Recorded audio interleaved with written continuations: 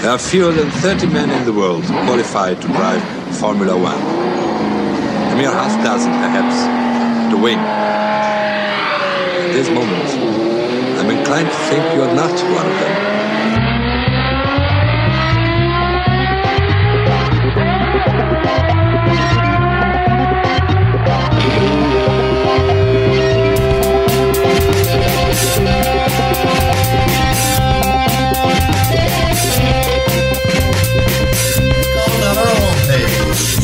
No, you want to. Keep up the good work, and there you have it. There you go.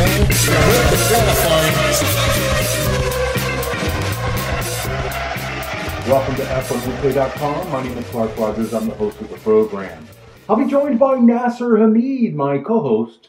This is podcast number 1060, September 13th, 2024. Nasir. Thank you, sir. I say green means go for Newey. Lawrence wants Daddy's little Jim Clark to be world champion. Mercedes man at Maranello. But more than this, we have Machismo's first Formula One employer in the palatial studios. Hopefully, no lost in translation. We shall explain gladly. Back to you, sir. Thank you, Nasir. On today's program, Newey to Aston Martin, it's official, folks. Is Fernando too old to reap the rewards in this new dream team? Lawrence Stroll's final goal is a grab for Max Verstappen. And this week's interviews, Giancarlo Minardi, the founder of Minardi. And yes, let's not forget that we do need your contributions to keep this program on the air. So just click on the Support F1 Weekly tab. You know, I want to apologize to all the listeners for any technical difficulties we've had in the past couple of weeks, but Nasir and I are traveling in Europe and makes things difficult to seek out problematic solutions for our systems. So please bear with us. We're back in the States next week. Nasir, welcome to the studio. How are you doing? Well, the big news this week, the bargain hunter from the land of Tim Horton gets Adrian Newey's John Hancock. The aerodynamics genius will start at Aston Martin in March of next year as managing technical partner. His reported salary is around $26 million per year, meaning just over $2 million per month. Only Lawrence Stroll would call this a bargain. The fact a designer is being paid more than most Grand Prix drivers on the grid today says a lot how much Adrian Newey is valued in the paddock. Ferrari bailed out of what they call bidding war for his services. Time will tell if they will regret not signing him. The sweetener in the deal for Adrian is he is also now a shareholder in the Aston Martin F1 team. Very surprised Red Bull did not offer him this opportunity or any of the other teams he worked for and produced championship-winning cars. I watched the press conference live on YouTube. This was very nicely done, and both Lawrence and Adrian took questions from the media. Best comment came from Lawrence. Nothing good comes cheap, and he should know. Once upon a time, a question was asked in a song. How much is that doggy in the window? The Maple Leaf Maven has been asking manager extraordinaire Eddie Jordan, how much is that designer at the Red Bull exit door? The answer is £100 million.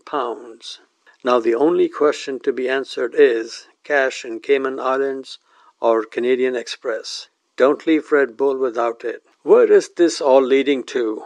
With Adrian and Honda in the house, it is only a matter of time before Aston Martin has a package that is Red Bull of 2023 or McLaren of 1988.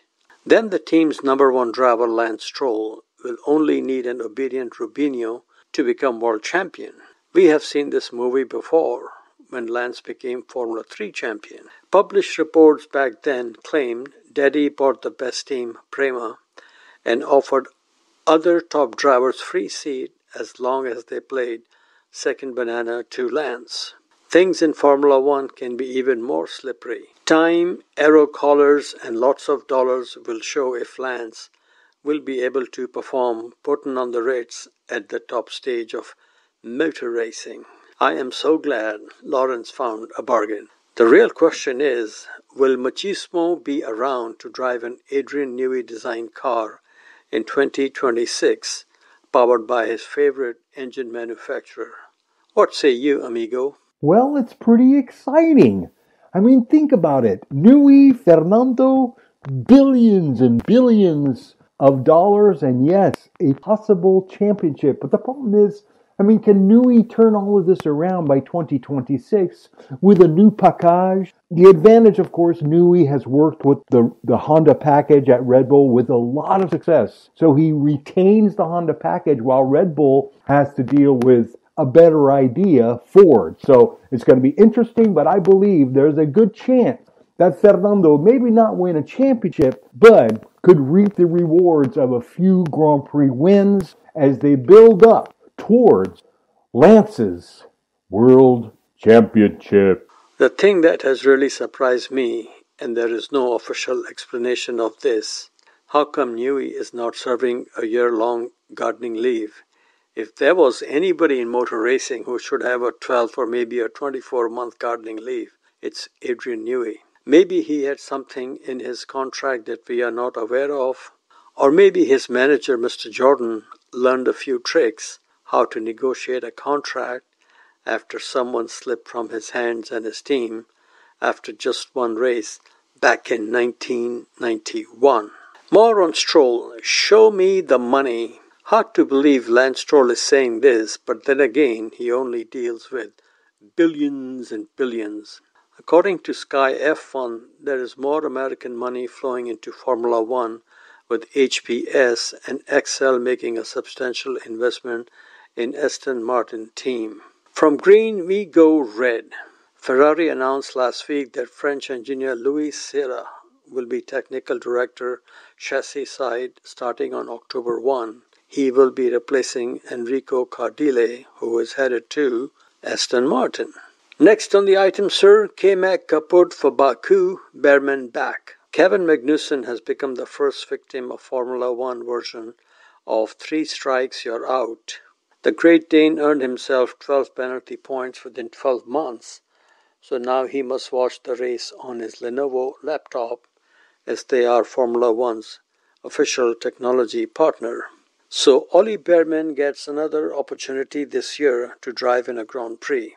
Last time it was in Saudi in a Ferrari. In Baku he will do the street fight in a Haas. Now, banning a driver is nothing new under the sun. Let's look at some other high-profile bans. 1989 Portuguese Grand Prix.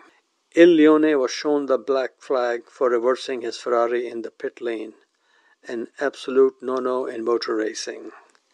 He kept going, and here I am borrowing a phrase from Peter War, like an uncouth brummie. What was even more bizarre was Ayrton Senna kept racing him hard till they collided and took each other out. I can think of 2 other drivers who I think would have done the same thing as Senna. One made his Grand Prix debut at Spa, and the other was born near Spa, but he is from a neighboring country.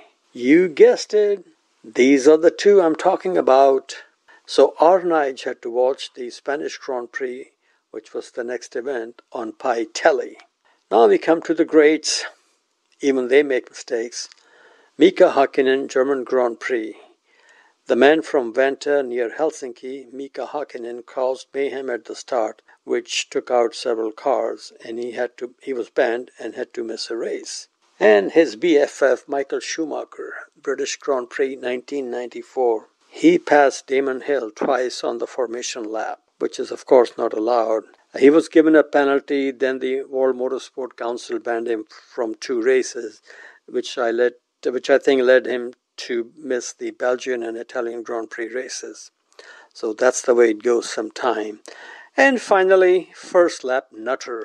That was Romain Grosjean at Spa in 2012. And if I remember correctly, it pretty much cost Machismo his 3rd championship, which he's still seeking desperately as he was caught up in the carambolage that followed. At Monza, the following race, Mr. Grosjean was a spectator. And sir, it's not only the World Motorsports Council and FIA that ban drivers. Teams have also banned drivers now and then. The most classic example is Tolman team benching their driver for the 1984 Italian Grand Prix because he had broken the contract and signed to drive for Lotus in 1985, and the gentleman's name was Ayrton Senna da Silva.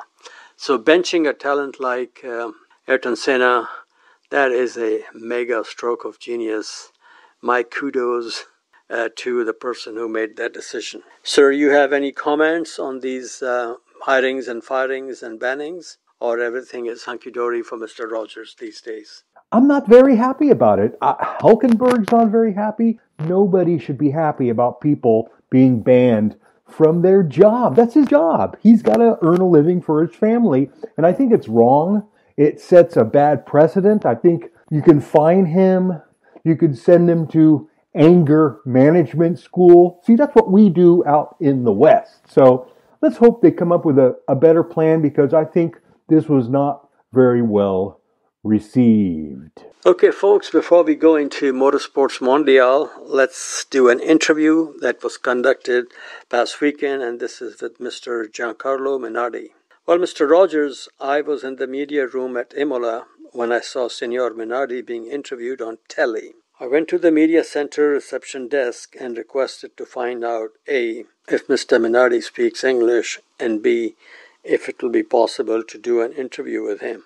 In less than 20 minutes, the lady told me I can meet him on Sunday at 9:30 in the morning, and they have also arranged for a translator. That was very nice and very efficient of these ladies to help me out, so my mille grazie to them.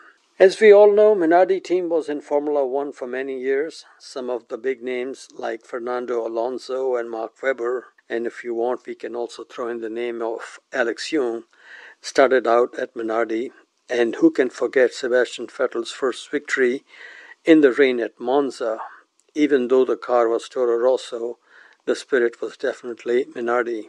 I hope F1Weekly familiar members enjoyed this conversation, and hope not much is lost in translation. Thank you. Okay, folks, I'm here at Imola with Signor Giancarlo Minardi. Mr. Minardi, thank you very much for your time. How are you today? Benvenuto a Imola. Welcome in Imola. Thank you for the interview. Great to be here. Friday, April 5, 1985, Rio de Janeiro. A special day in your life. What are the best memories you have from that day? Ma credo che sia stato il giorno più importante della mia storia, perché alle 9:30 del venerdì del 5 aprile, quando si è acceso il semaforo verde, ho capito che ero in Formula 1. È stato sicuramente il giorno più importante della... It was surely the most important day in my life, because when the red light switched on at 9:30 that Friday morning, there I really understood that I was in F1. Great. Your small team, starting with 22 people, made a big impression in the world of Formula One and is fondly remembered to this day. Looking back, what are you most proud of from your time in Formula One from 1985 to 2005?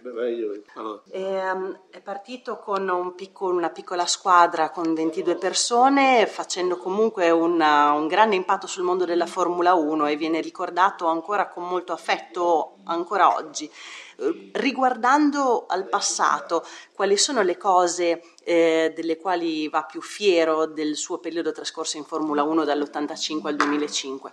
È stata un'avventura importante, una lotta e cercare di battere se stessi anno dopo anno, e ci ha permesso di fare 340 Gran Premi. It surely was a big adventure, and first of all, a big fight, even against ourselves, because that was what allowed us to carry out 340 Grand Prix throughout the years. La cosa strana, non avendo mai vinto niente, l'affetto che ancora oggi la gente, il pubblico ha nei miei confronti. The weirdest thing is, since I never actually won anything, is the big the love and the fondness that people show towards me. Many great names in Formula One were associated with your team. Let's start with Commendatore Enzo Ferrari. Your team was able to test at Fiorano. He also gave you a Ferrari to test young Italian drivers. How did this arrangement came about? Molti grandi nomi della Formula 1 sono stati in relazione con la sua squadra. Cominciamo dal commendatore Enzo Ferrari. La sua squadra ha potuto fare test a Fiorano e lui le diede anche una Ferrari per fare test con giovani piloti italiani. Come siete giunti a questo accordo? Ma è nato un accordo con l'ingegnere Ferrari. Io ho conosciuto l'ingegnere Ferrari il 26 novembre del 1974. È stato un colloquio di quasi 5 ore e dopo queste 5 ore sono uscito con una Ferrari 312 T con tutti i pezzi di ricambio per allevare dei giovani piloti italiani. Credo che lì sia nata effettivamente la mia carriera come prima appassionato di macchine da corsa e poi costruttore. I met Enzo Ferrari on the 26th of November 1974, and it was a very long conversation, 5 hours, and after this conversation I left the building with the Ferrari 312T with all the spare parts to make younger Italian drivers run. And there I understood that my career as car builder started. Carlo Kitty is another great Italian name in the world of Formula One. How did you find him personally and professionally when your team used his Motori Moderni design engines? L'esperienza con Carlo Kitty è stata un'esperienza fantastica, un uomo di grande cultura, un grande tecnico, una sfida un po' grande perché come motori moderni eravamo super privati contro le case automobilistiche, però ho imparato tanto dal suo modo di lavorare, di pensare e di affrontare i problemi. Carlo Kitty is a person I remember with love because he was a man with a great culture, and he also had much technical skills and knowledge. When we started running with Motori Moderni, we really understood that we were... Giancarlo, scusi, mi può ripetere che cosa mi diceva di motori moderni contro le case Motori Moderni automobilistiche? è una piccola realtà sì. che con pochi soldi che ha combattuto contro dei colossi come Ferrari, Renault, BMW. Ok, grazie. Ford. Motori Moderni was a smaller team, a smaller firm which didn't have much money, and so it was very hard to compete against famous marques which were much richer than us. Michele Alboreto gave your team first success in Formula 2. How important was this victory in the history of Minardi racing? And we all miss Michele very much. How do you remember him as a person? Michele è un po' un fratello minore.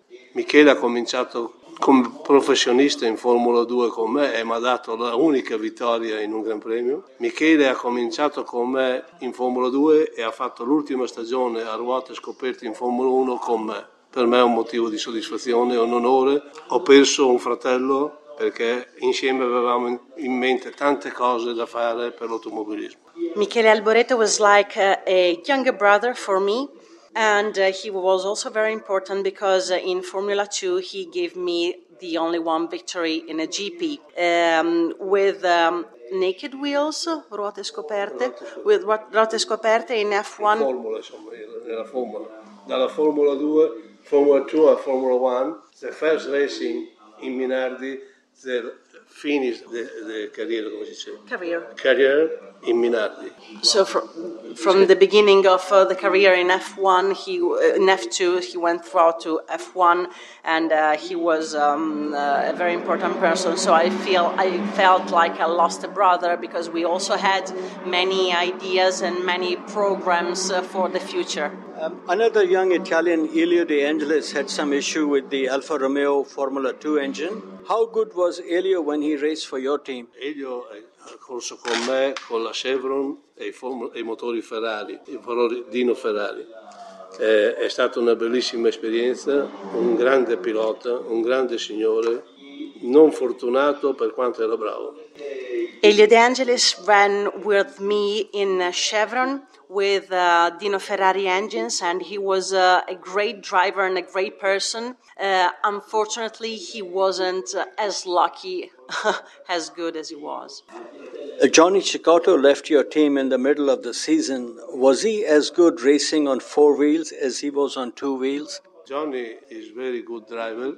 L'unico suo problema era che era campione del mondo nelle moto e voleva diventare subito campione nell'automobilismo senza fare la giusta trafila. E credo che abbia avuto 2 sfortune. In Minardi di avere vicino Michele Alboreto e quando è andato in Formula 1 un certo Ayrton Senna. Per il resto dopo ha vinto tutto nel turismo e quindi ha pianino dimostrato che cosa era capace di fare. The problem with Johnny Cecotto was that since he was a great champion with motorbikes, he thought he might become as soon as possible a great champion with cars either, but he was not taking on account that he needed the time to do that. He also had 2 very big problems, which were Michele Alboreto, which ran with him at the time, and Ayrton Senna, of course. Still, Johnny Cecotto managed to show everybody how good he was because he managed to win all the prizes in Gran Turismo category later on. How special was Fernando Alonso compared to other young drivers who raced for your team over the years? Fernando Alonso è stato molto speciale, paragonato agli altri piloti nel corso degli anni che ha avuto. Fernando Alonso ha vinto 2 titoli mondiali. Fernando Alonso fa parte di tutti i piloti che hanno contribuito a Minardi a fare 340 Gran Premi, quindi sono tutti figli miei e tutti uguali.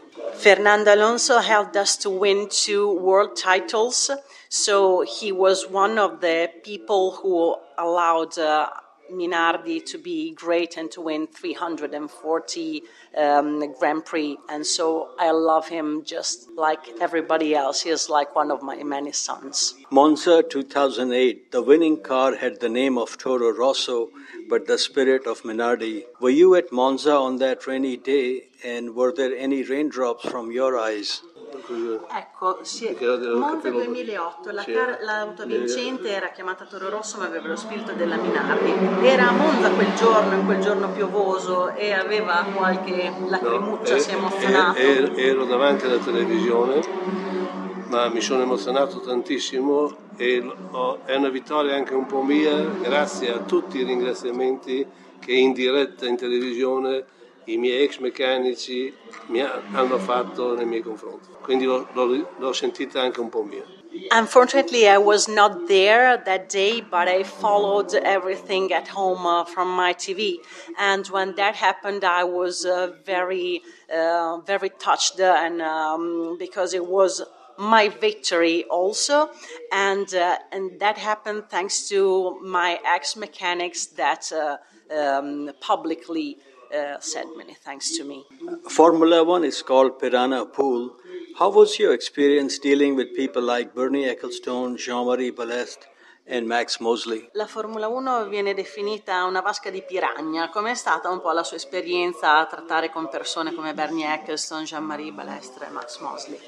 Ma certamente non facile, però devo dire che la correttezza di Bernie è sempre stata nel bene e nel male nei miei confronti molto molto presente. Ho un ricordo stupendo, l'ho visto domenica scorsa a Monza e l'ho abbracciato affettuosamente. Jean-Marie Balestre non ho avuto molti rapporti.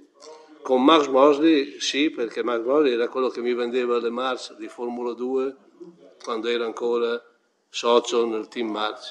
Del team? March, ok, quindi non è...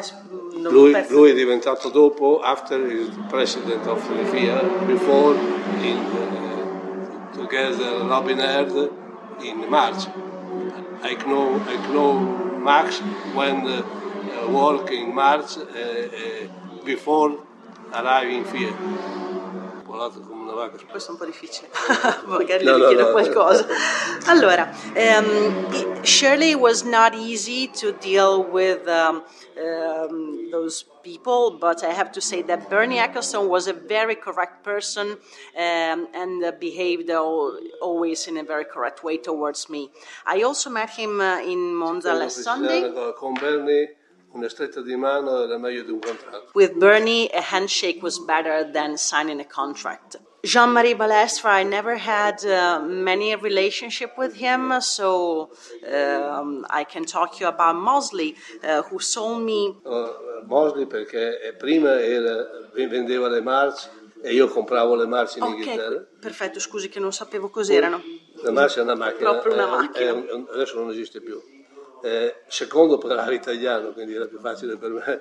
With Mosley, it was easier because he sold me many March cars when from the UK, and it was easier because he also spoke Italian, so the thing was easier. And we had also a big relationship even before he was hired from FIA. 3 of the first 4 Formula One championships were won by Italian drivers, but no Italian world champion since 1953.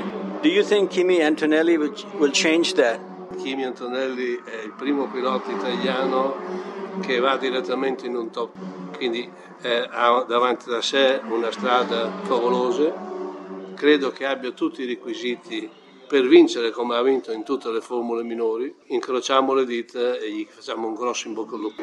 Kimi Antonelli is the first Italian driver that is going directly into a top team. I think he will have a great future before him because he has all the knowledge and the tools to win like he did in minor championship. Lewis Hamilton moving from Mercedes to Maranello. Will he win a championship in a red car? What is your opinion on this? Tutto bisogna che la Ferrari faccia una macchina vincente e certamente uno che ha vinto 7 titoli mondiali porterà la sua esperienza, però credo che 7 titoli mondiali, se comunque non hai una macchina vincente, rimangono 7 titoli mondiali. Gli auguro anche lui di portare quell'entusiasmo che forse in questo momento viene un po' a mancare. Prima di tutto, per vincere un titolo mondiale la Sorry. I sometimes switch languages. First of all, to win a world title, Ferrari has to build winning cars.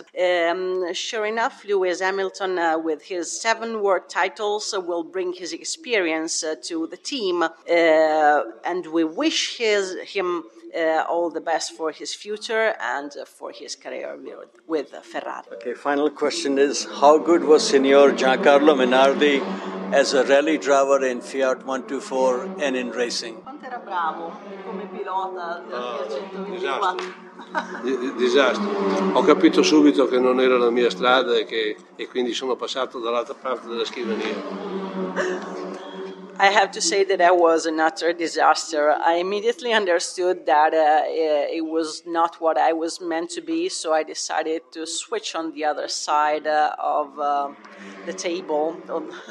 One more question. We are here at Imola. How long is the contract for Formula One to stay at Imola? 25 sure.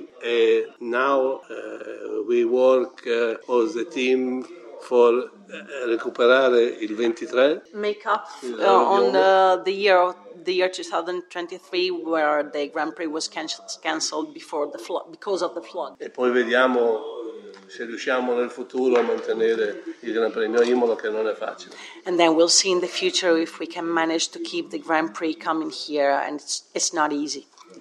Thank you so much. That's a beautiful track. Why don't we take a quick break and we'll be back after this brief message. Hi, I'm David Coulthard, otherwise known as DC, and you're listening to F1 Weekly. Welcome back to F1Weekly.com. Clark Rogers here, your host. And now, as we spin the globe and go around the world with Motorsports Mondial and the king, the Swami himself, Nasir Hamid. Now we come to Motorsports Mondial and we do our usual greetings and racing regards. We go back to Italy, to Misano Adriatico MotoGP. The Max of MotoGP is back on top in back-to-back races. Winner was Marc Marquez on a Ducati, so that is very good for him and for the sport. World Rally Championship, also known as WRC from Greece. The Acropolis Rally, Hyundai 1-2-3 led by Belgian Thierry Neuville. He also leads the championship with 192 points. Sebastian Ogier is second on 158 points, and Ottana from Estonia is third on 154 points. And now, sir, a couple of sad news to report. Alan Rees has passed away at the age of 86. He was one of the founders of March with Max Mosley, and the AR in March was for his initials. And he was the last living founder of the constructor March Engineering, who were in Formula One and also very successful in IndyCar racing. Also passing away on September 6 at the age of 98 was Indy 500 veteran Paul Goldsmith. And he was a winner on 2 and 4 wheels, so that's very impressive. Way back in 1953, Goldsmith won the Daytona 200 motorcycle race, which back in those days was a road course on the beach. And he was riding a Harley, which was prepared by a gentleman by the name of Smokey Yunick, very famous for Best Damn Garage in Town. Now we go to our segment called Faces Going Places. Over the weekend, I was at Imola. Italian GT and Formula Regional Europe by Alpine, also known as FRECA, were in action. And it is from this series we present Senor Rafael Camara as one of the faces going places, hopefully. He is from Recife in Brazil. His final year in karting was 2021, and he was very successful. He won 3 championships in the OK category: WSK Champions Cup, WSK Supermaster Series, and Champions of the Future. And he was second in the European Championship. He started racing in single-seaters in 2022 and was second in both the German and Italian Formula 4 championships. And this is the same 2 championships that Kimi Antonelli won a couple of years ago in same season in his first attempt. Last year, Camara was in Formula Regional, so this is his second year, and he was 5th last year. And this year, he is leading the champion and is definitely head and shoulders above the competition. Now we come to famous last words. Today they come from "Speak softly, love, so no one hears us but the sky," the one and only ever humble EJ Eddie Jordan. This is his opinion on Toto Wolff promoting Kimi Antonelli as replacement for Lewis Hamilton. He said, and I quote, "He spun out. It caused a lot of damage to the car. I still believe that there's a place for Kimi, but not in Mercedes. That's the point I'm trying to make. I don't care how quick he is," end quote. Well, EJ has the right to his opinion, so no problem there. But some of us remember him making similar statement when Ron Dennis promoted his protege to replace one of the fastest drivers ever in Formula One, Kimi Raikkonen, for the 2007 season. We all know how that turned out. Question of the day is, who could that be? The answer is blowing in the wind with over 100 Grand Prix wins and same number of championships as the great Michael Schumacher. His Majesty's Royal Machismo, Lewis Carl Hamilton. That's what I'm talking about. Thank you very much. Mr. Rogers, what are you talking about? What EJ is talking about? Well, EJ does talk a lot, but let's face it, in 2007, he may have been wrong.